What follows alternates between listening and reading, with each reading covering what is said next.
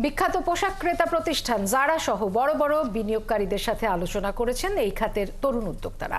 সদ্য শেষ হওয়া বিনিয়োগ সম্মেলন নিয়ে বেশ আশাবাদী তারা, তবে ব্যবসার পরিবেশ উন্নয়নে সরকারের উদ্যোগ নেওয়া বেশি জরুরি বলে জানান উদ্যোক্তারা। বিস্তারিত সুশান্ত সিনহা রিপোর্টে। 17 কোটি মানুষের এই ছোট্ট দেশে উদ্যোক্তার সংখ্যা নেহায়েত কম নয়। হাত কয়েক জায়গা পেলেই নিজেই কিছু শুরু করার অদম্য আগ্রহী সংখ্যাও বাড়ছে। সদ্য শেষ হওয়া 4 দিনের বিনিয়োগ সম্মেলনে দেশের তরুণ উদ্যোক্তাদের আগ্রহ ও অংশগ্রহণ ছিল চোখে পড়ার মতো।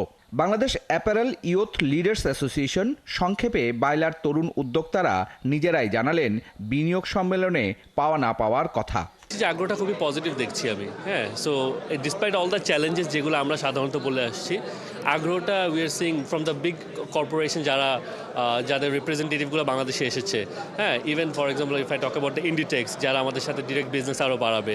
If you talk about the H&M higher level, যেখানে ওই যে সোলার পাওয়ারের প্রাণ আরএফএলের সাথেও they have gone into initiative. এই টাইপের ইনিশিয়েটিভগুলো আমাদের ইন্ডাস্ট্রি ইনফ্রাস্ট্রাকচারের জন্য খুবই দরকার। শুধু ইউথদের সাথে নেটওয়ার্ক করতে পারছি, বাট আমরা অলসো আমাদের যে সিনিয়র্স বলেন ইন্ডাস্ট্রিতে অ্যান্ড ফরেন ইনভেস্টার্সরা যারা আসছে তাদের সাথে যে 1-to-1 মিট করার একটা অপরচুনিটি এই প্ল্যাটফর্মটা ক্রিয়েট করে দিয়েছে, সেটা মানে খুবই এক্সেলেন্টভাবে এক্সিকিউট করা হয়েছে। নতুন বিজনেসের আইডিয়া এগুলো এক্সপ্লোর করার জন্য হোক, বা আমাদের যেহেতু গভর্নমেন্ট স্টেক হোল্ডার্সরাও ছিলেন, তাদের থেকেও আমরা অনেক কিছু আসার কথা শুনেছি।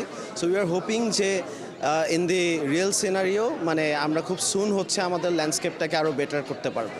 তরুণদের মতো অভিজ্ঞ ব্যবসায়ী নেতারাও বলছেন সম্ভাবনার দেশ বাংলাদেশ। আগামী দিনের ব্যবসা বাণিজ্যের পথ চলা নির্বিঘ্ন ও মসৃণ করতে সরকারি সংস্থাগুলোর উদ্যোগ জরুরি বলছেন তারা। ভিয়েতনামের সাথে কম্পেয়ার করা হচ্ছে, ক্যাম্বোডিয়ার সাথে কম্পেয়ার করা হচ্ছে, কিন্তু তার তুলনায় আমরা কিন্তু খারাপ না।